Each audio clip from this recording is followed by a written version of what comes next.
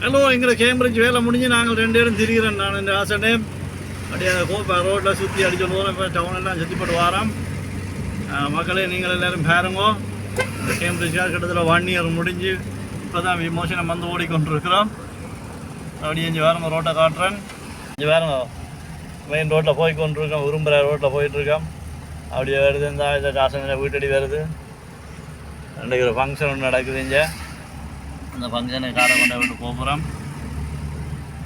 Car பறக்குது வேறுங்க. அந்த ஹோபா ரோட்டில் பறக்குது வேறுங்க. விரும்புகிற ரோட்டில் நான் திரும்புகிறோம்.